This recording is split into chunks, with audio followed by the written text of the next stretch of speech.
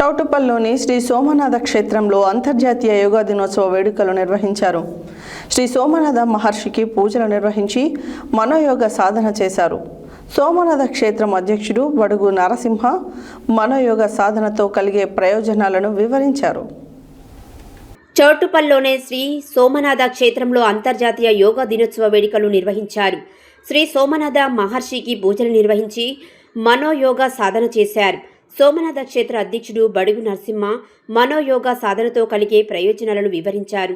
నిత్యం ఈ క్షేత్రంలో మనోయోగ శిక్షణని ఇవ్వనున్నట్లు తెలిపారు. ఉపాధ్యక్షుడు సుభాష్ చంద్ర వారి తదితరులు పాల్గొన్నారు.